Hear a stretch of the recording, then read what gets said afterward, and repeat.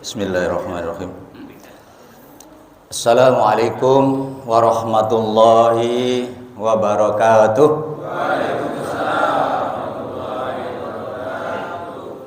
Alhamdulillahi rabbil alamin. Assalatu wassalamu ala asrafil anbiya wal mursalin wa ala alihi wa ashabihi ajmain.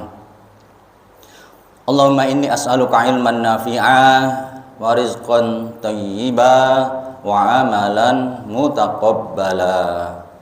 Rabbi shrah li sadri wa yassir li amri wa hlul 'uqdatam min lisani yafqahu qawli, amma ba'd. Bapak-bapak, teman-teman, adik-adik, nggak ada ibu-ibu ya? Ya, semua jamaah yang dirahmati oleh Allah Subhanahu wa taala, sama-sama kita bersyukur kepada Allah Subhanahu wa taala atas izinnya, atas karunia, atas nikmat dari Allah Subhanahu wa taala.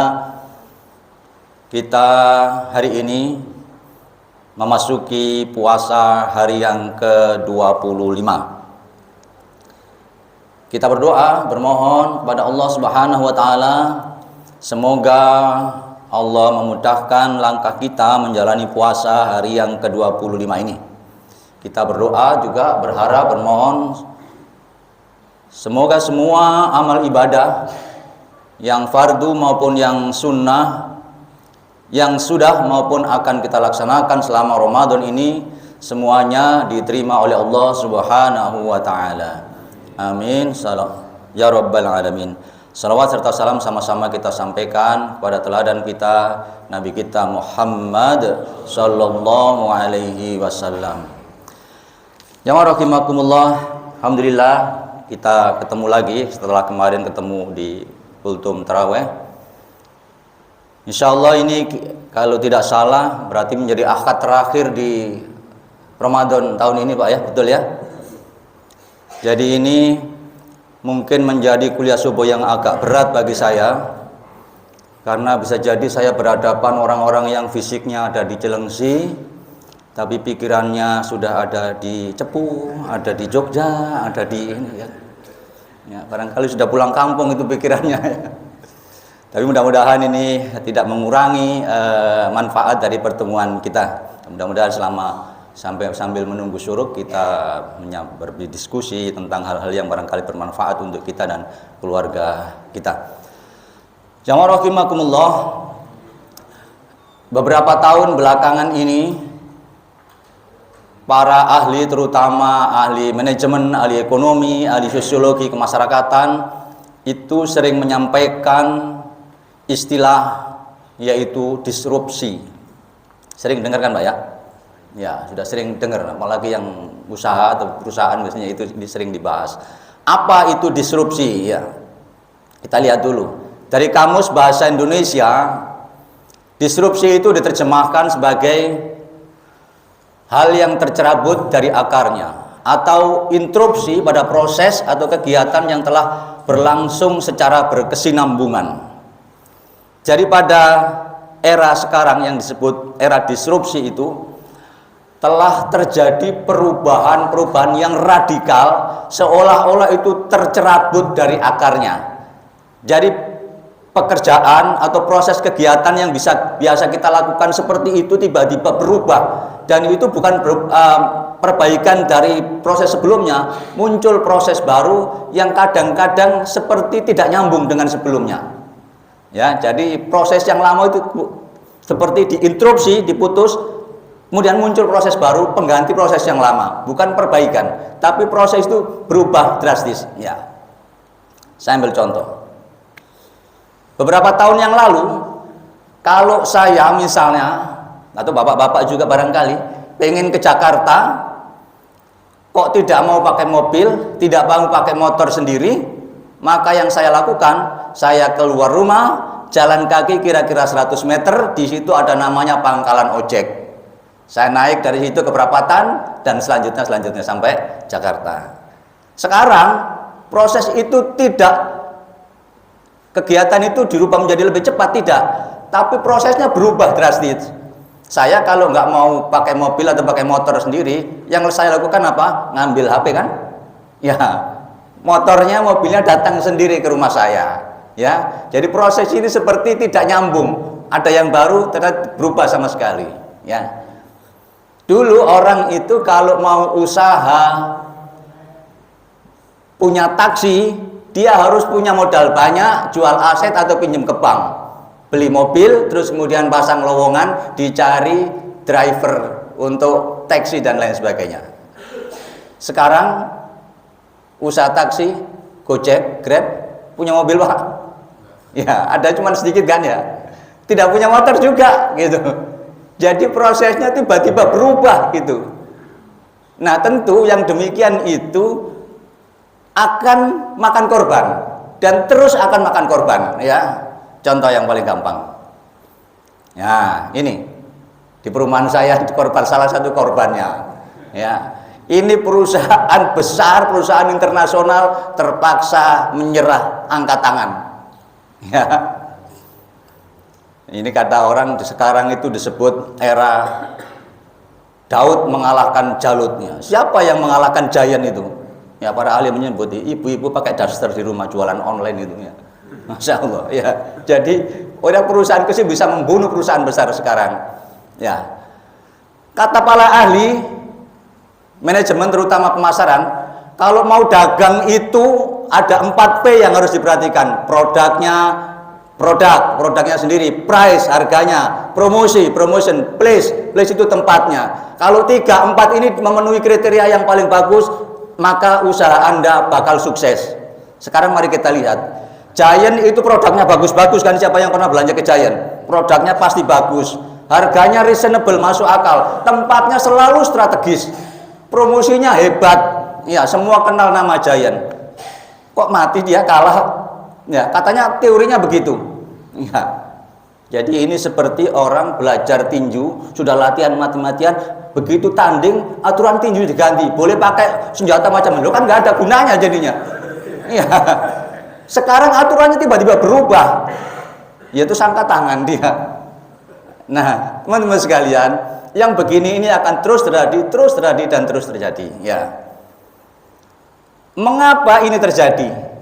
Ya, nah teman-teman sekalian, ini semua berawal dari pertumbuhan jumlah penduduk yang ada di muka bumi ini. Kita yang lahir tahun 60 sekian itu, ya saya lihat di sini. Tahun 60 sampai 70 itu sekitar 3 miliar sampai 4 miliar, 3,5 lah, 60 sekian itu ya. Sekarang sudah 8 miliar. Sementara sumber daya yang ada di bumi ini jumlahnya tetap. Maka orang kemudian berpikir untuk melakukan sesuatu, produksi, melakukan apa saja itu lebih cepat, lebih murah, supaya cepat, lebih murah, terus begitu mikirnya. Semua orang begitu mikirnya. Ya, bapak-bapak yang dari kampung, yang lahir sekitar 60 tahun 70, bapak-bapak masih ingat? Ada yang dari kampung ya? Nah, nggak usah tanya, saya wajah-wajah kampung kelihatan itu ya. Dulu tahun 70-an, nanam padi itu mulai ditanam sampai panen berapa bulan, Pak? Dulu ketika masih kecil. Lebih, Pak, 6 bulan rata-rata, Pak. 4 bulan itu paling cepat. Ya, sekarang berapa bulan, Pak? 3 bulan kan, hampir setengahnya. Jangan-jangan nanti cucu kita itu nanam padi seminggu kemudian panen. Loh, jangan diketawain. Iya, dulu orang nanam padi itu juga dibilang nggak masuk akal, nanam padi kok 3 bulan. Sekarang terjadi kok. Iya, bapak-bapak silakan. Apa saja kata para ahli itu, apa saja yang bisa dipikirkan itu bisa diwujudkan. Ya. Dulu tahun 60 sampai 70 itu para ahli pengamat olahraga itu bilang manusia itu tidak mungkin lari 100 meter itu di bawah 10 detik, nanti badannya rontok. Sekarang rekor dunia berapa, Pak? 9,7. Bayangkan itu. Iya. Begitu terus itu, dan itu terus akan terjadi. Ya, akibatnya apa? Maka siapa yang tidak siap nanti pasti jadi korban. Maka kita bisa lihat Akibat dari itu semua, Bapak-bapak, teman-teman sekalian, ada profesi yang hari ini sudah hilang. Tukang foto keliling. Ya. Dulu kan mau ngelihat gambar kita sendiri itu aja nunggu tukang foto keliling, ya kan? Habis itu jadinya suwenir lama gitu, gak jadi-jadi, ya kan? Sekarang masih nunggu-nunggu itu, Pak. Mau sehari bisa puluhan kali kita ini, iya kan? Mau dicetak, mau disimpan ya boleh saja ya. Ya, kemarin bahkan sampai viral itu kan, ada ceramah di Masjid Nabawi. Syekh di Masjid Nabawi itu nyoroti orang Indonesia, Pak. Selfie di Masjid Nabawi, Jumatan selfie. Ya, Masya Allah, orang Indonesia itu kan kelewatan selfie-nya.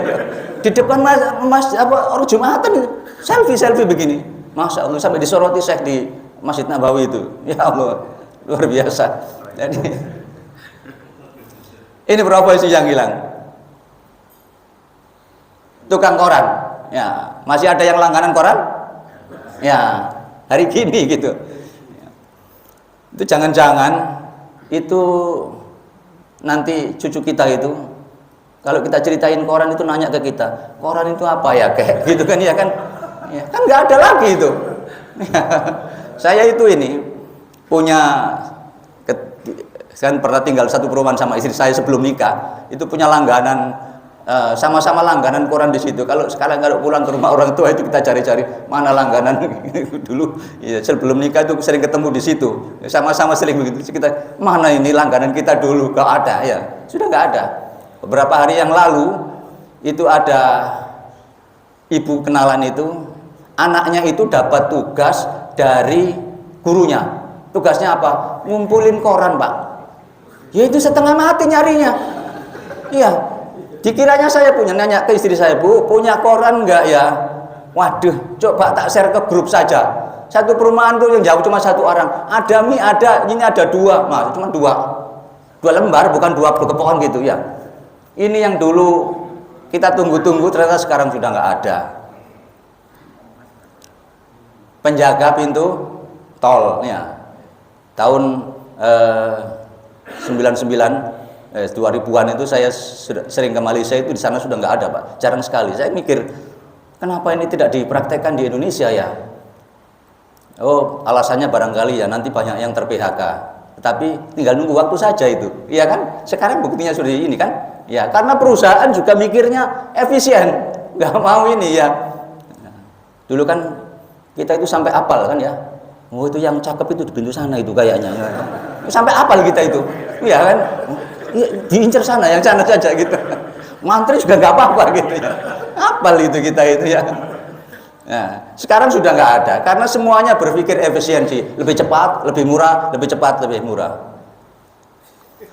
Karena berpikir begitu itu, maka ada pula peralatan yang sudah tidak ada lagi, padahal dulu ini canggih. Ada yang di rumahnya masih ada ini? Ada, Pak? Ya, kalaupun ada, itu tidak diceritakan dengan kebanggaan kan? Ya, padahal ini dulu, Pak, saya ingat sekali. Ketika saya anak-anak itu, ibu saya beli kompor 24 sumbu itu, Pak, nyicil 10 bulan. Dan itu perasaan saya udah paling top sak kampung. Iya, lalu nenek saya pakai kayu bakar. Iya. Sekarang pakai apa bapak-bapak di rumah? Pakai kompor gas. Wah, masih kalah sama istri saya, Pak. Istri saya itu cuma nanya begini, "Bi mau buka pakai apa?" Ayam goreng kali. Nggak nyalain kompor itu, ngambil HP terus istri saya. Iya. 30 menit jadi itu, Masya Allah. Canggih luar biasa. Kompor gas kalah, Pak. Masya Allah.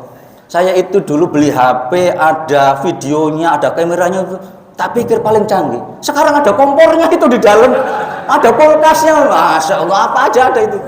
Luar biasa ya. Ya, begini ini terus terjadi. Ya. Apa ini, Pak? Ya, pager. Ya, saya kenal ini tahun 90-an. Ya, dulu kan telepon itu kalau antar kota nyari, di Malang itu nyarinya di hotel, bayarnya itu jadi nggak gampang, belum ada wartel. Saya pernah bikin kegiatan narasumbernya di Jakarta. Dia bilang, "Dek, nanti kalau hubungin saya, ini ya nomornya. Pas kita butuh konfirmasi atau diskusi tentang materinya, kita nyari hotel terus telepon. Bisa bicara dengan ibu ini, tinggalkan pesan ya Mas." "Oh, ini penting, saya mau bicara." Orangnya ketawa. Ternyata ini nggak bisa diajak ngomong. Saya pikir bisa diajak ngomong gitu kan. Saking kampungannya itu ya. Makanya diketawain orang. Ternyata ini pesan ya. Ini pernah saya tunjukkan gini di salah seorang guru saya. Itu yang lahir tahun 90 itu nanya, "Itu apa ya Pak?" Nggak tahu ini. Ya karena sudah nggak ada kan. Padahal ini dulu canggih ya. Nah dulu kalau naksir kan pakai ini kan Pak ya. Ya bapak-bapak itu dititipkan temennya gitu ya. Anak kita kan nggak pakai ini lagi. Ya, apa pakai apa Pak? Kan pakai WA. Ya jadi ini terus akan terjadi, dan terus akan tidak bisa dibendung ya. Nah, ini yang lebih dahsyat. Pandemi kemarin itu Pak, ya, memaksa disrupsi ini akan terjadi lebih cepat lagi dan lebih dahsyat lagi. Kenapa? Karena kemarin ada sebagian masyarakat ini yang tidak mau berubah ke era yang baru, oleh pandemi dipaksa belajar. Yang kemarin nggak mau belanja online, kemarin kan nggak boleh keluar sama sekali. Nggak mau nyoba belanja pakai GoFood, GrabFood dan lain sebagainya. Termasuk orang tua saya. Sekarang sudah bisa belajar belanja online. Alamat Mbah ini kalau belanja terus begini ini alamatnya. Ya gampang sekali itu. Ya, begitu pandeminya selesai berubah nggak Pak? Tetap, karena enak kan, terus dilakukan. Ya, belajar online, ngajar online itu Pak, awal-awalnya nggak enak Pak. Saya ini termasuk yang nolak. Iya, lawang saya itu ngelucu-ngelucu itu, nggak ada yang ketawa itu loh, nggak enak itu. Lawang dimatikan semua itu speakernya. Masya Allah, saya itu kayak ngomong sama tembok gitu. Saya itu bilang sama kawan kan, ya sudahlah kita masuk sajalah, kelas kita gede, mahasiswa kan udah besar-besar pakai masker. Ya aturannya nggak boleh, gimana kan? Ya, tapi sekarang pandemi sudah lewat Pak. Ya, saya harusnya sudah datang ke kampus sudah 8 kali, saya baru 2 kali datang ke kampus. Yang lain online, enak, iya kan? Yang kemarin terpaksa saya pelajari, sekarang enak. Lawang kalau ngajar offline itu kan 1 jam harus mandi dulu, terus nanti ngadepin macet. Nah sekarang mau ngajar jam 5, jam 7 itu, ya 15 menit lagi, layar-layar sih gini saya itu. Ya nggak pakai mandi, nggak apa-apa itu. Ya kan enak itu. Enak. Ya makanya saya kadang-kadang itu pura-pura ini. Teman-teman silahkan pilih mau offline atau online, gitu kan. Jawabannya apa kira-kira? Online aja Pak. Alhamdulillah saya pikir gitu kan. Ya kan? Ini terjadi terus dan terus akan terjadi. Ya. Seminar itu Pak, dulu panitianya itu kalau mengadakan ngundang narasumber itu panitianya 15-20 orang. Ada yang jemput, ada yang nyarikan hotel segala macam, ada yang ngajak makan dan lain sebagainya. Sekarang panitianya 2-3 orang selesai Pak. Ya kan? Maka orang tidak akan kembali ke seperti kembali lagi. Ya, terus WFH, ya, awal-awal pandemi WFH itu kan pada ngeluh gitu kan ya. Lawang rumah kita ini tidak didesain untuk kantor. Mau rapat itu bapaknya, Mama, jangan masak dulu, ini kedengeran dari kantor. Iya kan, anaknya, jangan lari-larian, ini kedengeran dari kantornya. Masya Allah itu setengah mati itu. Tapi sekarang itu terus terjadi. Bahkan seorang kawan-kawan saya yang sudah direksi di BUMN itu, sekarang beberapa BUMN itu walaupun pandemi sudah lewat Pak, tetap WFH itu. Kenapa? Ya kan enak kan. Sebagian pekerjaan sudah biasa dikerjakan di rumah. Dan kan efisien itu ya. AC-nya nggak perlu dinyalakan. Ya.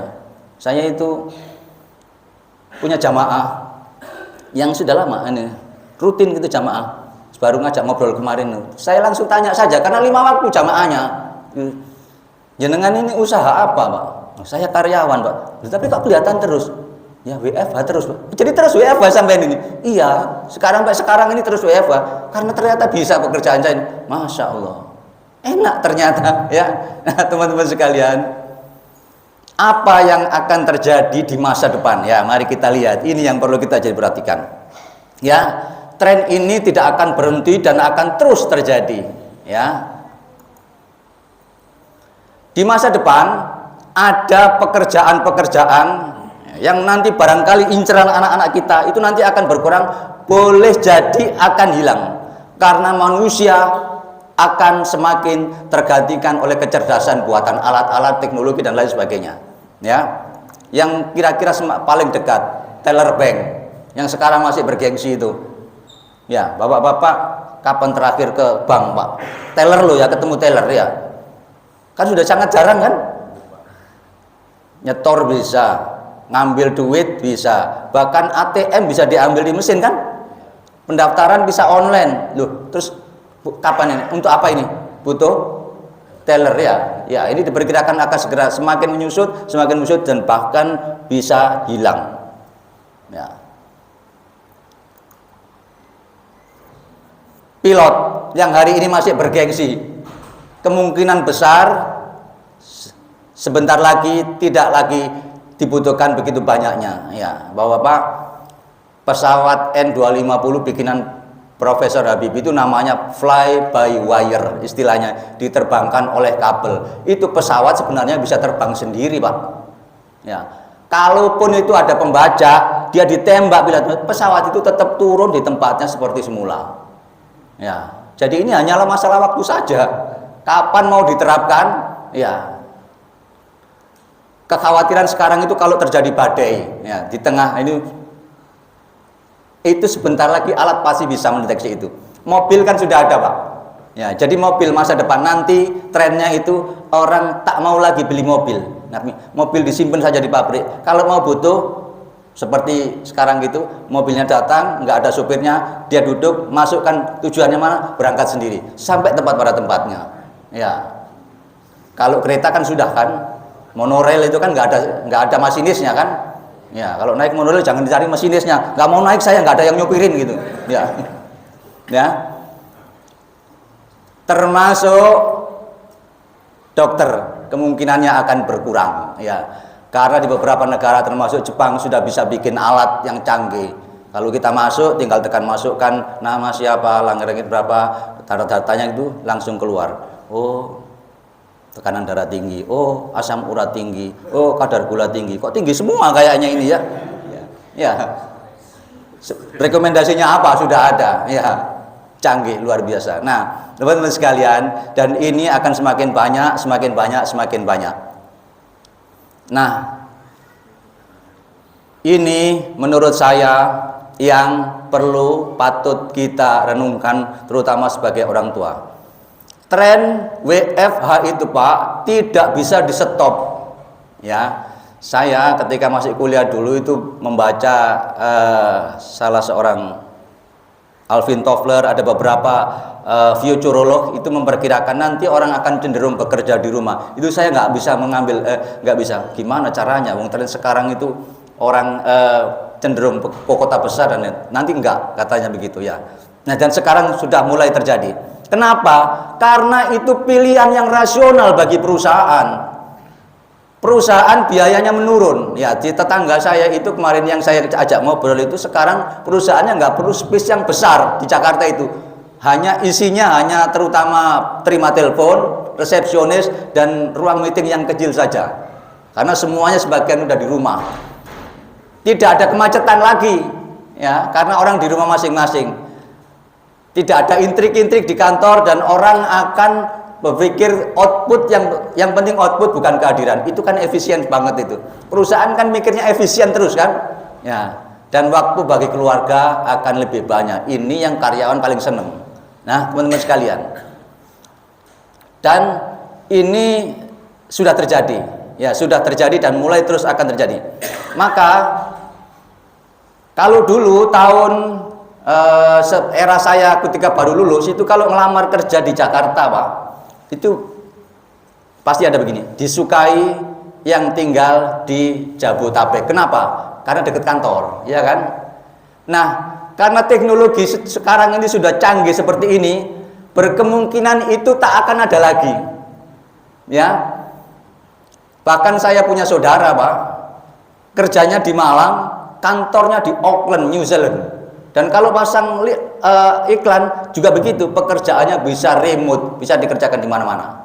Ya, artinya apa Bapak sekalian? Mari perhatikan baik-baik ya. Nanti itu perusahaan boleh jadi di Cilengsi sini, karyawannya karena bisa WFH pakai teknologi, bisa dong tinggal di Jakarta, bisa kan? Bisa dong tinggal di Bandung, bisa kan? Bisa tinggal di Surabaya kan? Iya, bisa kan Pak ya? Berarti bisa juga dong tinggal di Kuala Lumpur dong? Bisa juga dong tinggal di London dong? Bisa di Amsterdam kan? Iya, bisa kan? Nah, ini yang berbahaya Bapak sekalian. Artinya apa? Adik-adik kita itu, anak-anak kita itu nanti saingannya bukan teman satu sekolahan atau satu kecamatan ini Pak. Iya kan? Karena satu lowongan di Cilengsi bisa dilamar orang di Kuala Lumpur, di Filipina, di mana saja bisa. Masya Allah. Jadi kita ini kalau bersaing jangankan dengan yang luar sana Pak, dengan orang ASEAN saja Pak. Iya, ya Pak, ginilah paling gampang ya. Satu profesi yang sama, satu level, perawat misalnya Pak. Orang Indonesia dengan orang Filipin kerja di luar negeri, siapa yang dibayar lebih mahal Pak? Iya. Iya, artinya kita itu dihargai rendah. Mereka tidak memandang kita. Apalagi ini nanti kalau terjadi sistem online seperti ini, saya membayangkan kira-kira bos-bos perusahaan itu milih orang mana ya? Iya. Inilah yang luar biasa Bapak Ibu, teman-teman sekalian. Jadi persaingan anak-anak kita nanti 10 tahun, 15 tahun lagi itu tidak dibatasi wilayah lagi. Kita ini sekarang Pak beli mainan itu yang bikin di mana tempatnya Pak? Ya banyak kan di mana Pak? Di Cina kan? Artinya kalau Bapak bisa bikin mainan sekarang itu, pesaingnya bukan tetangganya yang bisa bikin mainan. Tetangga, saingannya siapa Pak? Orang Cina, orang sana itu. Bapak-bapak sekalian, ini baru saya beli Pak. Saya kemarin sebelumnya beli kacamata di ruko depan itu 600.000 Pak. Saya ganti kacamata karena ada yang ini sudah agak ini. Tiba-tiba kawan saya itu datang terus beli online Pak. Ini Pak 100.000 dapat 2. Loh kok ternyata ini beneran ini lebih enak Pak. Iya, ini 93 dapat 2 Pak saya. Masya Allah. Orangnya di mana dibikinnya Pak? Di Cina sana. Sampai sini cuman 90 dapat 2. Masya Allah. Jadi kalau kita jagoan hari ini di sini, anak-anak kita hebat di sini, itu sementara. Belum apa-apa Pak. Iya. Masya Allah. Itu belum apa-apa. Bisa ngalahkan nggak orang yang di sana? Karena nanti saingannya itu. Inilah menurut saya yang mengkhawatirkan. Nah, yang kedua, para ahli menyampaikan perkembangan ilmu dan teknologi di luar itu Pak jauh lebih cepat daripada di bangku sekolah, daripada di kampus universitas dan lain sebagainya. Ya, saya punya kawan S2-nya di Kuala Lumpur Pak, mengadakan penelitian tentang telekomunikasi, dibiayai oleh pemerintah Malaysia, berapa ribu ringgit mahal lah, yang jelas ratusan juta kalau di Indonesia kan. Hasil penelitian itu dibawa ke Telkom Kuala Lumpur, Malaysia. Diketawain Pak, Pak ngapain meneliti ini Pak? Ini sudah 10 tahun yang lalu kita tinggalkan. Masya Allah. Jadi yang canggih itu dipelajari sudah di luar, sudah ditinggal orang. Masya Allah. Maka kata para ahli Pak, nanti akan terjadi ledakan useless generation. Artinya apa? Anak-anak kita kita biayai mahal-mahal, kita kirimkan ke perguruan tinggi yang top, yang menurut kita jaduk, diwisuda bangga, begitu keluar ngelamar, ngapain yuk belajar ginian hari gini, gitu kan. Masya Allah. Terus gimana nanti nasibnya anak-anak kita? Masya Allah, saya betul-betul ini, ya Allah, terus gimana ini? Ya. Dan sekarang ini Bapak-bapak sekalian, banyak orang yang akhirnya memilih tidak sekolah. Jangan sekarang sudah beberapa ahli, ada orang, Bapak-bapak kan bisa cari di YouTube itu. Ada orang bisa bikin pesawat Pak, nggak pakai kuliah. Lihat YouTube ya. Salah satunya orang Lamongan. Ya, dibawa pulang kampung itu. Masya Allah. Jadi ini yang betul-betul mengkhawatirkan. Jadi kita itu kalau cuma mengandalkan pendidikan formal, itu nanti akan ditinggal jauh. Nah, teman-teman sekalian, sekarang mari kita lihat bagaimana agama kita mengabarkan ini semua. Ya, di dalam surat An-Nisa ayat 9. Saya bacakan terjemahannya saja ya. Dan hendaklah takut kepada Allah orang-orang yang seandainya meninggalkan di belakang mereka anak-anak yang lemah, yang mereka khawatir terhadap kesejahteraan mereka. Oleh sebab itu hendaklah mereka bertakwa kepada Allah dan hendaklah mereka mengucapkan perkataan yang benar. Al-Quran Pak sudah mengabarkan nanti akan terjadi periode di mana anak-anak kita itu menjadi lemah karena tidak siap menghadapi kondisi itu. Dan hendaklah mereka, ini pasti ayatnya untuk para orang tua, hendaklah mereka itu takut kepada Allah orang-orang yang seandainya mereka meninggalkan di belakang mereka anak-anak yang lemah, yang mereka khawatir terhadap kesejahteraannya. Hendaklah kita khawatir meninggalkan anak-anak kita nanti itu lemah, yang mereka itu tersisih dalam persaingan sehingga mereka lemah secara ekonomi. Dan kondisi ini ada di depan mata kita semuanya Bapak-bapak sekalian. Kalau kita tidak siap, anak-anak kesayangan kita yang hari ini bisa kebanggaan kita itu nanti bisa menyedihkan kondisinya kalau kita tidak siap mengantisipasinya. Ya. Tetapi Al-Quran itu pedoman kehidupan kita. Kalau Allah kabarkan, Allah tunjukkan juga solusinya. Ya, perhatikan solusinya sederhana sekali. Yang ruwet begitu sederhana. Oleh karena itu hendaklah mereka bertakwa kepada Allah dan hendaklah mereka mengucapkan perkataan yang benar. Ya, kata ini tentu ditujukan pada orang tuanya. Ya.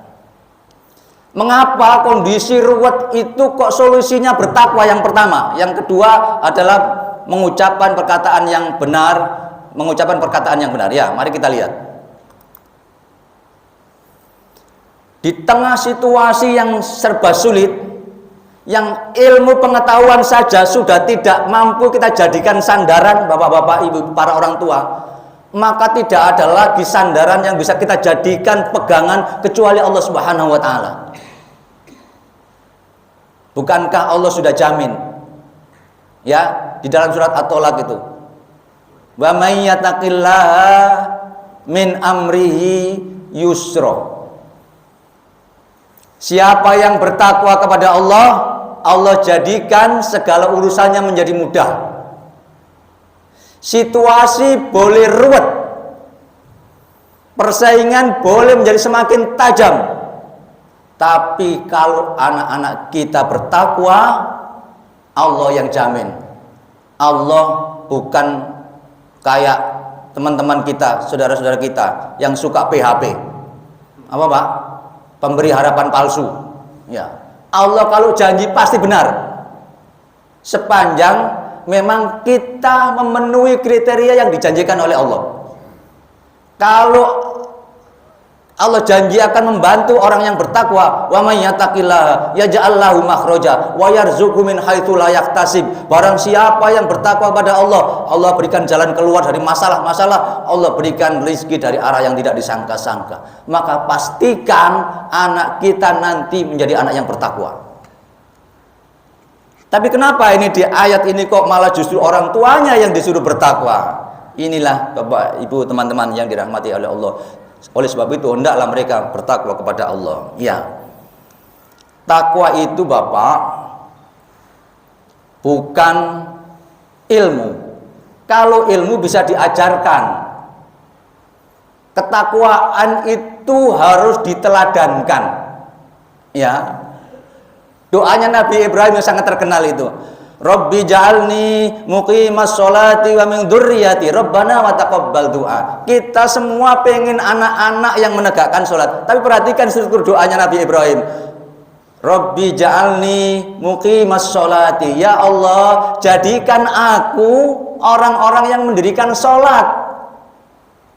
Juga anak cucuku. Ya Allah, kabulkan doaku. Ya. Maka kalau kita ingin anak-anak kita nanti selamat, pastikan anak-anak kita itu anak yang bertakwa. Dan itu harus dimulai dari orang tuanya dulu. Bapak-bapak, diakui atau tidak, kita ini secara tidak langsung meniru orang tua kita tanpa sadar. Ya, makanya bapak-bapak, ada penyakit itu yang bukan turunan, tapi kenapa kalau bapaknya sakit gitu, kok anaknya juga sakit begitu? Ya, karena perilaku kita memfotokopi perilaku orang tua. Ya, kalau bapaknya itu hipertensi, biasanya anaknya cenderung hipertensi. Bukan hipertensi diturunkan, karena kebiasaan makan kita menyontoh orang tua kita, ya kan?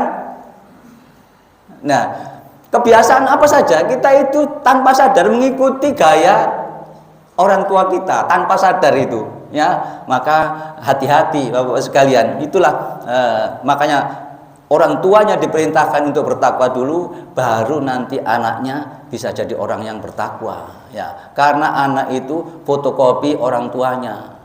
Maka saya itu pernah ditegur oleh seorang guru saya, katanya begini, kalau marah sama anak itu jangan kenceng-kenceng. Kenapa Ustadz? Ya nanti didengar tetangga. Nah kalau tetangga ngomong, lah anak isopo iku, terus gimana? Ya, dong anak isopo yang nyontoh siapa kan gitu kan? Ya, maka hati-hati dengan apa yang kita lakukan itu teman-teman sekalian. Yang sudah jadi orang tua ini, apa saja yang kita lakukan, dilihat atau tidak dilihat, ya langsung atau tidak langsung nanti akan berimbas pada anak kita. Nah, yang kedua, solusinya Allah Subhanahu wa taala, kan ini terlihat tidak nyambung. Persiapan menghadapi situasi yang sulit itu hendaklah mereka berbicara dengan tutur kata yang benar. Masya Allah, jamaah rahimakumullah. Kita ini di dalam mendidik anak kan lebih banyak menggunakan kata-kata kan? Ya. Maka hati-hati dalam bertutur kata, ya. Karena kata-kata itu Bapak Ibu teman-teman sekalian itu bisa mengubah keadaan seseorang. Ya, saya kasih contoh yang ekstrim ini supaya gampang dipahami. Ini ada sebuah kisah nyata ini ya, terjadinya di luar negeri. Ada anak perempuan itu dari kecil cita-citanya jadi guru. Kalau ditanya selalu jadi guru. Maka ketika lulus SMA dia kuliah, kalau di tempat kita gitu IKIP dulu, FKIP. Begitu lulus langsung ngelamar ke sekolah-sekolah. Nggak ada yang manggil-manggil, itu dipilih sekolah favorit dulu pokoknya. Nggak ada yang manggil. Akhirnya ya sudah, semua sekolah dilamar. Ada satu sekolah yang manggil. Dipanggil kepala sekolahnya, "Ibu, mau jadi guru ya?" "Iya Pak, itu cita-cita saya." "Oke, kami terima Ibu jadi guru. Tahun depan, tahun ajaran depan boleh ngajar. Syaratnya satu ya Bu ya." "Apa Pak?" nanya kepala sekolahnya. "Ibu mau ngajar di kelas A itu kelas spesial." "Memang kenapa Pak?" "Itu kelas isinya 20 orang. Penghuni kelas itu sekurang-kurangnya 2 tahun di sekolah kita ini. Ada yang 5 tahun, ada yang 4 tahun. Belum satu pun bisa baca tulis. Semua guru sudah menyerah." "Mak, lah kok begini gitu kan? Sudah pengen jadi guru, kok muridnya kayak begitu?" Tapi pinter bu guru ini. Saya minta waktu Pak, berapa lama? Sebulan. Ya, maksudnya itu sambil mengulur-ulur waktu, barangkali ada yang manggil gitu kan. Ternyata ya nggak ada yang manggil. Ya terpaksa diterima ya. Maka tahun ajaran baru terpaksa dia mau ngajar di kelas istimewa itu yang penghuninya 20 orang, kalau tidak salah 20, saya ingat, lupa, kira-kira 25 atau 25, saya ingat saya 20. Itu belum ada yang bisa baca tulis, walaupun sudah 2 tahun, 3 tahun, 4 tahun, 5 tahun di sekolah itu. Maka hari pertama masuk, bu guru itu ngambil buku absen. Begitu dia buka buku absen Pak, itu guru langsung kaget. Itu absennya nomor urut, nama, di belakangnya ada angka IQ-nya Pak, IQ yang kecerdasan itu loh Pak, ditulis di situ. Itu Pak, semuanya di atas 135. Itu kan anak jenius semua isinya kelas itu. Itu guru langsung geleng-geleng ini. Kalau bahasa kita kira-kira, ya Allah ini guru-guru yang kemarin itu gimana? Ini kan anak jenius. Anak jenius itu bisa belajar sendiri. Kita tinggal memotivasi saja. Anak-anak jenius itu tidak perlu diajari kayak anak biasa begini Pak. Jadi dia bisa belajar sendiri dengan caranya sendiri. Maka sejak saat itu bu guru punya cara yang berbeda. Begitu masuk kelas, dia selamat pagi anak-anak jenius. Begitu manggilnya, selamat pagi bu guru. Pulang juga begitu. Kita selesai ya, anak-anak jenius. Selamat siang anak-anak jenius. Selamat siang bu guru. Terus itu dilakukan. Apa yang terjadi Bapak-bapak, teman-teman sekalian? Tidak sampai 1 tahun, itu hampir seluruh penghuni kelas itu bisa baca tulis. Itu gempar Pak. Pas kenaikan kelas, itu orang tua datang semua, dikumpulkan oleh kepala sekolah. Ibu guru baru itu dipanggil. Ibu, kesini. Ibu ini ajaib. Semua guru kami sudah menyerah untuk mengajari anak itu. Ibu bisa mengajari anak-anak itu. Sekarang tolong ceritakan apa yang ibu lakukan. Mohon maaf Bapak Kepala Sekolah, saya tidak melakukan apa-apa. Tidak mungkin. Ibu bisa. Bapak, ini anak itu isinya, kelas itu kan anak jenius semua Pak. Mereka bisa belajar sendiri. Ibu tahu dari mana kalau anak jenius? Loh, di absennya kan ada nomor urut, nama, terus IQ-nya Pak. Itu di atas rata-rata semua itu kan jenius. Ibu itu bukan IQ, itu nomor loker Ibu.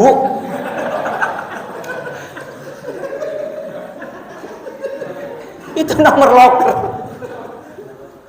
Katanya guru, ya nggak apa-apa lah Pak, yang penting sekarang bisa baca, mau nomor loker atau apa gitu. Anak itu jenius itu asli Pak? Enggak. Itu guru salah membacanya, dikiranya IQ, ternyata itu nomor loker. Ya Allah. Ya. Jadi, yang anak yang begitu aja dipanggil anak jenius, jadi anak jenius beneran. Iya. Apalagi anak kita ini ya. Makanya orang sekarang kan manggil, wah anak soleh ya, anak soleh kesini, dipanggil gitu kan ya. Maka hati-hati dengan kata-kata kita ya. Maka teman-teman sekalian, jangan mengucapkan kata-kata buruk kepada anak kita, karena kata-kata kita itu doa. Hati-hati ya. Maka mengucapkan kata yang baik saja, ngomong yang baik saja. Ya. Nah, itu yang pertama. Kata-kata itu bisa mengubah keadaan apapun di sekitar kita. Teman-teman sekalian, ini yang jadi keluhan banyak orang. Ya, kenapa para orang tua dulu itu kata-katanya kok powerful? Ya kan, ngomong sedikit itu jadi gitu ya kan ya. Pak D saya itu masjid Pak, musola dulu, sekarang udah jadi masjid. Mau nyetop saya main itu nggak teriak-teriak itu, cuma lewat aja terus saya langsung lari itu. Ya, nggak ada kata-katanya itu. Ya, ayo praktekkan bapak-bapak, anaknya main game. Ayah beli obat batuk, berisik. Masya Allah. Saya itu, kita kan dulu kan, kita ini semua yang orang kampung kan sering tidur di musola, di masjid kan Pak ya. Jelang subuh itu Pak D saya itu orang kampung Pak, pakai gapyak. Gapyak tahu gapyak kan? Itu terompah ya. Itu suaranya kan khas kan ya. Kita itu 50 meter jangan kelotak itu mantonya kayak apa ya, langsung melek itu. Enggak pakai sudah enggak pakai begitu. Ya. Tapi pernah itu Pak, saya itu bangun begitu lihat jam, saya jam 2, jam 2, itu dicuri kawan saya Pak. Itu kan di depan pintu Pak De saya kan, dipakai oleh kawan saya itu datang ke masjid. Itu kurang ajar kawan saya itu. Kok ya bisa-bisanya ngakalin kita itu loh. Jadi kita itu klodak, loh, ngelihat jam 2, dia ketawa-ketawa di sana itu. Masya Allah itu orang sekarang pernah jadi anggota DPR Jawa Timur itu orang akal yang ngakali temennya itu. Nah teman-teman sekalian, mari kita perhatikan. Kenapa para orang tua kita dulu itu kata-katanya sedikit tapi berfungsi dengan full power? Ya, ini ada contoh kisah nyata. Saya lupa, kalau sudah pernah saya ceritakan di sini. Jadi ada kasus begini Pak. Ada sepasang suami istri orang kota tinggal di perumahan elit punya masalah. Anaknya itu nggak bisa berhenti makan permen itu loh Pak. Ya, sampai itu giginya habis. Anak-anak itu kan pada yang tidur juga di bawah gitu. Dibawa ke dokter nggak bisa kasih ramuan ini nggak mau berhenti, ramuan itu nggak mau berhenti. Akhirnya disuruh oleh saudaranya dibawa ke Pak Yai itu loh, di sana itu loh, katanya kalau anak-anak begitu saja bisa, itu ibunya kan orang pendidikan tinggi. Alah, wong dokter aja nggak bisa, pakai apalagi Pak Yai gitu kan. Tapi bapaknya sudahlah, ayo dicoba aja gitu. Dicoba beneran. Begitu nyampe rumahnya Pak Yai pagi-pagi itu mantri ternyata kan, tamunya kan biasa banyak kalau kayak di kampung itu. Waduh, minum antri kayak pasien aja gitu. Ibunya ngomel terus. Begitu nyampe gilirannya, terus ditanya, jenengan dari mana Bapak Ibu? Ini dijawab kisahnya. Nah, saya lupa kotanya. Saya dari itu Pak Yai. Oh jauh ya. Ada apa? Ini loh Pak Yai, anak saya ini loh kok sampai giginya habis, nggak mau berhenti makan permen. Diliatin. Oh iya tali. Terus anaknya ketawa senyum-senyum gitu. Terus Pak Yainya gini saja, ngeten mawon bahasa Jawa. Gini saja. Bapak Ibu pulang dulu ya. Nanti ya 40 hari lagi baru boleh balik ke sini. Itu Pak, ibunya dongkolnya setengah mati. Sudahlah jauh ngantri lama sepanjang jalan tuh ngomel terus itu. Ambek ngene tok suruh pulang aja gitu kan. Iya. Itu terus itu marah-marah ke suaminya itu. Ayah udah dibilangin begini kan gitu. Sampai rumah nih. Itu sampai lewat 40 hari baru mau balik lagi ya. Akhirnya setelah lewat 40 hari sih ajak suaminya balik lagi, ya ngantri lagi ya, ngantri lagi. Terus Pak Yai itu agak lupa, kami itu loh Pak Yai yang dulu anak ini. Mana anaknya? Ini Pak Yai. Kene le, sini nak gitu.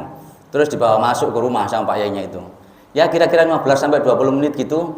Terus sudah Bu, Bapak sudah pulang sana pulang. Loh, langsung pulang. Nggih, monggo silakan pun sudah. Loh, ngene tok. Enggak dikasih apa-apa gini. Enggak sudah pulang. Itu alamat sepanjang jalan malah ngomel terus itu mamanya itu. Iya. Lo enggak diapa-apain gini kok. Iya. Begitu nyampe rumah baru tahu ibunya itu. Sampai rumah sejak saat itu anak itu berhenti langsung, enggak sama sekali enggak nyentuh permen. Ya.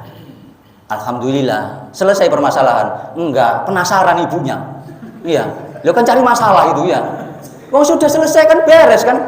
Iya. Malah sampai iki lo diapakan sama Pak Yai itu. Jadi pura-pura ngasih terima kasih, tapi maksudnya mau nanya. Ya balik lagi, itu pura-puranya ngasih terima kasih gitu kan. Tapi nanya sama Pak Yainya itu, Pak Yai, ini alhamdulillah anaknya itu sudah berhenti. Oh alhamdulillah. Iya lah wis gak mun permen itu. Anaknya ketawa-ketawa aja anak kecil. Ya. Boleh nanya enggak Pak Yai? Nanya apa? Itu anak saya diapakan. Ya. Anak saya diapakan?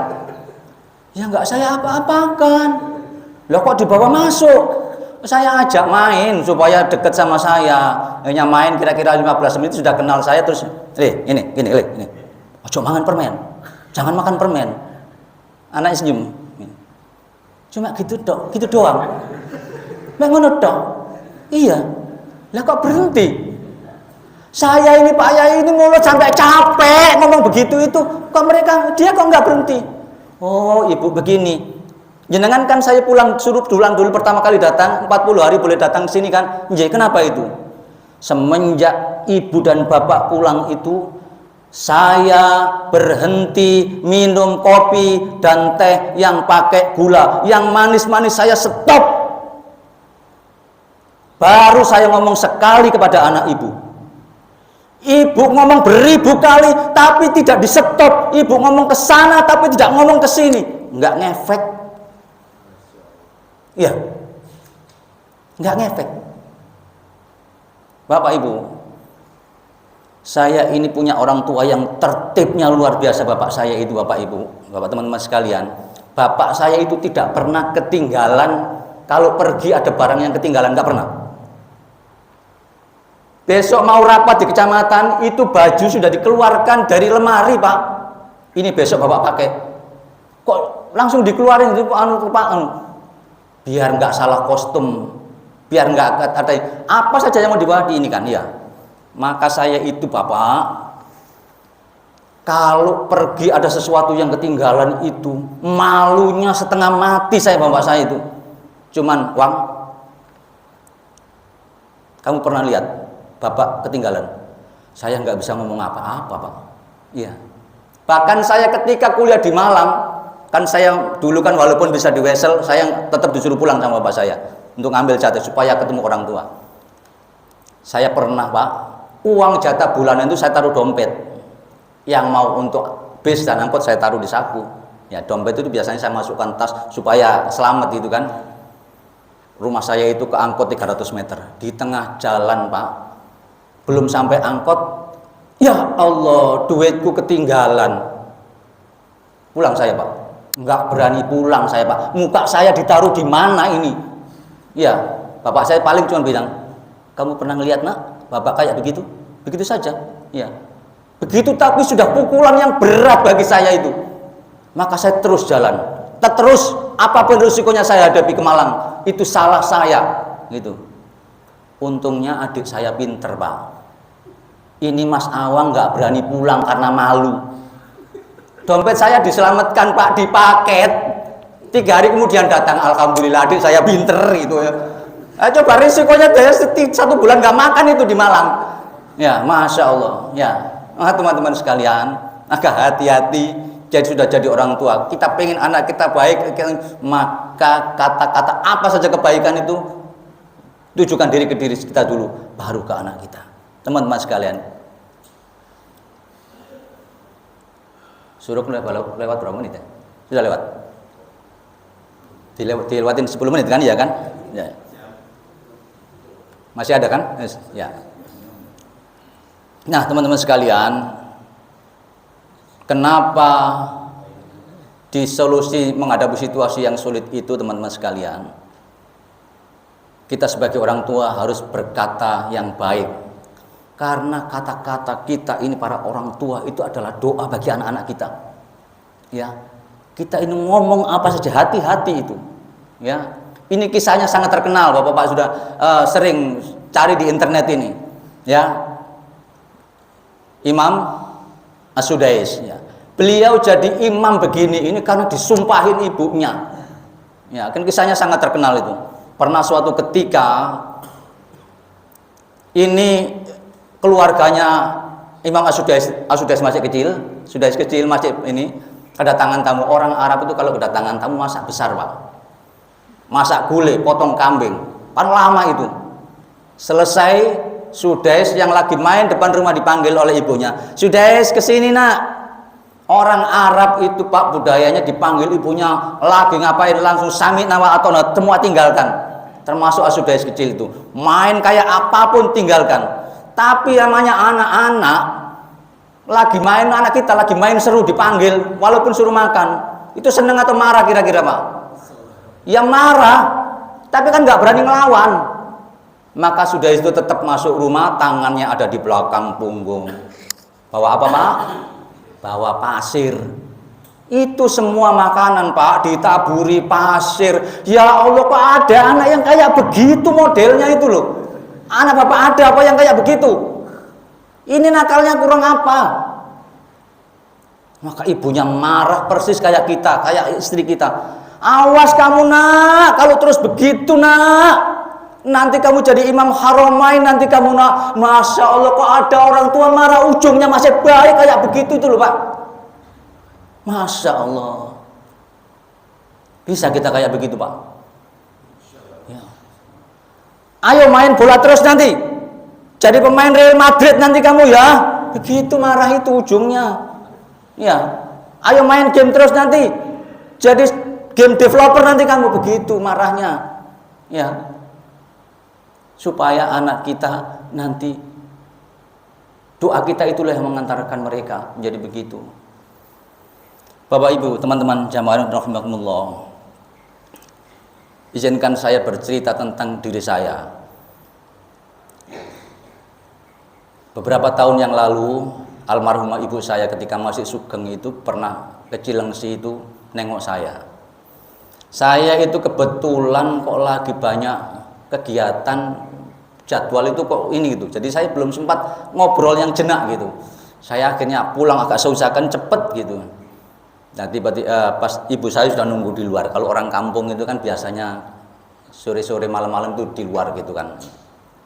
Saya itu langsung nemenin ibu saya ngobrol ngalor ngidul gitu. Tiba-tiba di tengah pembicaraan itu Umi, saya manggil ibu saya Umi ini. Wang, pakai bahasa Jawa ya gitu.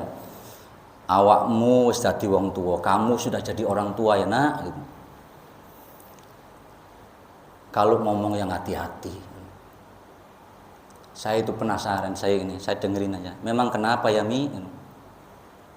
Umi ini nak, omongannya sudah banyak yang terjadi. Saya kejar, saya penasaran. Nopo contohnya Mi? Apa contohnya Mi? Dulu nak, ketika kamu masih kecil, Umi ini sering ngomong. Ditenono ya, tunggu saja ya. Anakku ini nanti jadi kiai, jadi ustadz di Jakarta sana. Masya Allah Pak, saya itu kaget. Ya Allah Mi, saya ini orang kampung Pak.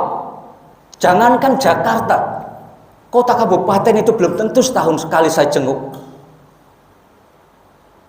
Tapi hari ini saya tinggal di sekitar Jakarta, yang orang kampung saya nyebut ini Jakarta. Bapak-bapak, teman-teman sekalian, saya ini insinyur Pak. Saya tidak pernah punya cita-cita jadi ustadz. Tapi kenapa mayoritas orang yang saya kenal hari ini manggil saya ustadz? Teman-teman sekalian, tetapi begitu pun saya bersyukur. Ibu saya kok begitu omongannya. Saya nggak tahu dulu kalau ibu saya ngomong yang lain. Maka Bapak, saudara-saudara saya, teman-teman saya, semua yang sudah jadi orang tua terutama, berapa tahun ke depan, 15, 20 tahun ke depan, anak-anak kita ini segera menjadi bagian dari masyarakat ini yang itu persaingan sangat luar biasa. Maka pastikanlah kata-kata kita hari ini itu kata-kata yang baik, sehingga anak-anak kita nanti tumbuh menjadi orang-orang yang baik, yang boleh jadi hari ini tidak terbayangkan bagi kita.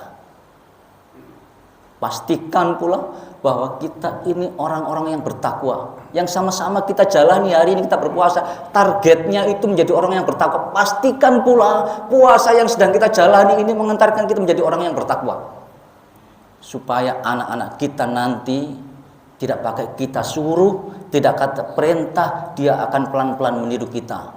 Puasanya niru kita, sholatnya niru kita, sehingga nanti janji Allah, wa may yattaqillaha min amrihi yusra. Barang siapa bertakwa kepada Allah, Allah jadikan mudah segala urusannya.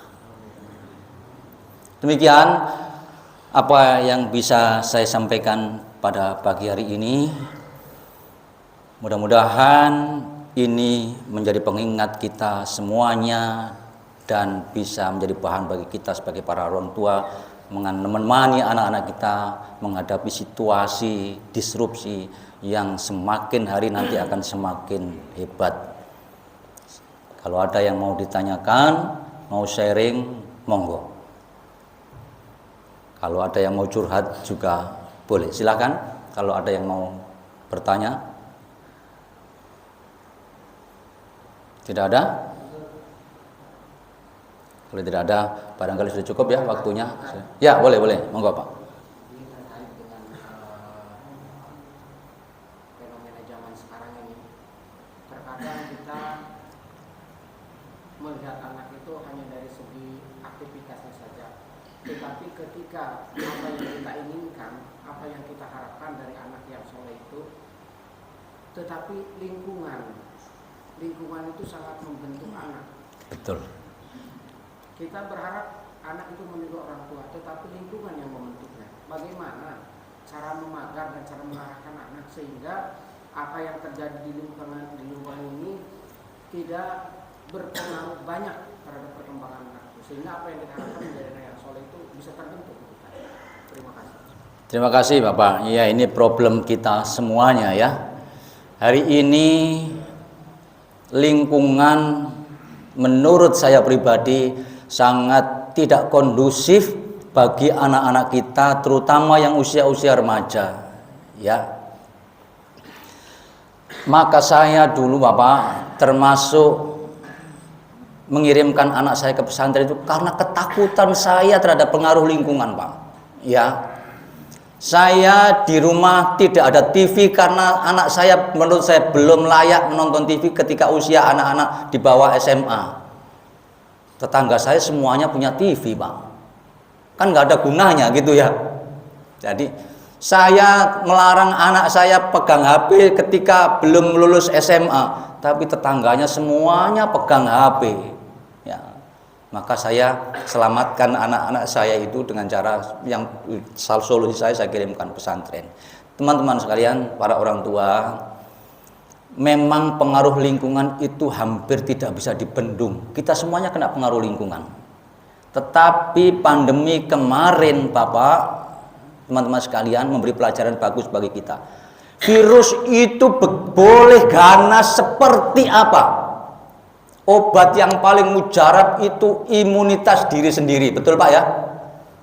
Kita itu kalau imunnya tinggi, mau kemana saja tidak bisa ketularan. Ya walaupun kita cara pakai masker untuk menanggulangi itu kan, ya.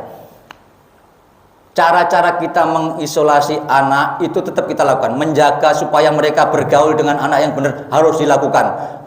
Kalau anak kita bergaul dengan teman yang ini kira-kira menurut penilaian kita kurang, harus kita segera tegur. Kita amati apa yang dilihat anak kita, terus harus kita lakukan. Apa isi tas anak kita harus kita perhatikan. Ya, tetapi keteladanan, perilaku dari keluarga itu pasti jauh lebih ampuh dari pengaruh di luar itu. Pastikan keluarga kita itu keluarga yang islami, yang rajin sholat jamaah, yang rajin ngaji dan lain sebagainya. Itu pastikan itulah yang meningkatkan imunitas kita. Bapak, saya juga punya anak seperti Bapak, teman-teman sekalian ya.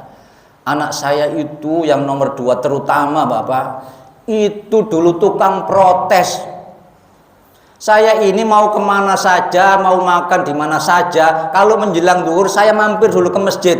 Anak saya itu selalu marah, Abi ini nggak ada lain masjid apa, bosan masjid mulu. Ya, saya tetap aja, iya nanti kalau makan itu nggak tenang kan, gitu kan ya. Sekarang anak saya itu Pak, yang dulu protes itu, sekarang itu tinggalnya di masjid aja. Dia kuliah di Jakarta, Universitas Muhammadiyah Jakarta. Kamu mau ini enggak, Dek? Kos di Jakarta? Enggak ah. Terus nanti ya begini saja. Abi punya kenalan DKM enggak di Jakarta? Untuk apa? Dedek mau jadi marbot aja. Tinggal di masjid aja. Tinggal di masjid aja. Yaudah tinggal di masjid. Ya sudah, kalau masalah DKM aja Abi banyak kenalan. Saya kenalkan DKM di El Musa. Ya enak, masjidnya bagus. Jadi kalau dia pulangnya ke masjid, ya saya kan senang. Dia tinggal pulang di masjid itu kan ya. Enggak saya suruh dia milih sendiri. Ya, dia pilihan sendiri. Ya. Ya karena saya nggak ngajarin dia begitu, nggak ngajarin dia pokoknya. Tapi sekarang ke bawah dengan sendirinya. Nah, Bapak Ibu sekalian yang dirahmati oleh Allah, teman-teman kita ya. pelan-pelan apa yang kita lakukan, maka pastikanlah Robbi ja'alni muqimas sholati. Ya, jadi seperti doanya Nabi Ibrahim itu. Kita nggak mungkin menghalangi pengaruhkan, itu hampir mustahil. Tapi selamat imunitas tubuh itu kuat kita, virus itu tidak akan mempan.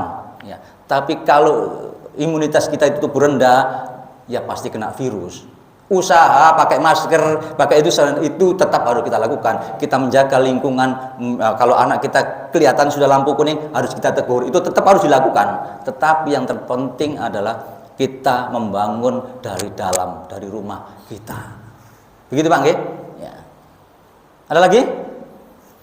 Cukup kayaknya ya, teman-teman sekalian. Mari sama-sama kita akhiri pertemuan kita dengan berdoa kepada Allah Subhanahu wa taala. Astaghfirullahaladzim, astaghfirullahaladzim, astaghfirullahaladzim. Ya Allah, ya Tuhan kami, ampuni dosa kami ya Allah. Ampuni dosa kami ya Allah, dosa yang kami sengaja dan dosa yang tidak kami sengaja ya Allah. Dosa dari mulut kami, mata kami, tangan kami, dan segala perbuatan kami ya Allah. Ya Allah, ya Tuhan kami, Engkau amanahkan kepada kami anak-anak ya Allah, yang ke depan ini perjalanan mereka pasti sangat berat ya Allah. Maka jadikan kami orang tua yang layak diteladani oleh anak-anak kami ya Allah. Bimbing kami ya Allah. Ya Allah, bimbing kami untuk bisa memberikan teladan pada amanah yang Kau berikan pada kami ya Allah. Ya Allah, hanya kepadamu ya Allah kami mohon pertolongan ya Allah. Tolong kami ya Allah. Selamatkan anak-anak kami ya Allah. Ya Allah, ya Tuhan kami, tunjukkan yang benar, terlihat benar di mata kami ya Allah. Beri kami kekuatan melaksanakan. Ya Allah, tunjukkan yang salah, terlihat salah ya di mata kami ya Allah. Hindarkan kami daripadanya. Allahumma arinal haqqa warzuqna tibaa wa arinal batila warzuqna jitinaba. Rabbana hablana min azwajina wa dzurriyyatina qurrata a'yun waj'alna lil muttaqina imama. Rabbana zalamna anfusana wa illam taghfir lana wa tarhamna lanakunanna minal khasirin. Rabbana atina fid dunya hasanah wa fil akhirati hasanah wa qina adzabannar. Sama-sama kita baca kafaratul majelis. Subhanakallahumma wa bihamdika asyhadu an la ilaha illa anta astaghfiruka wa atubu ilaik. Assalamualaikum warahmatullahi wabarakatuh.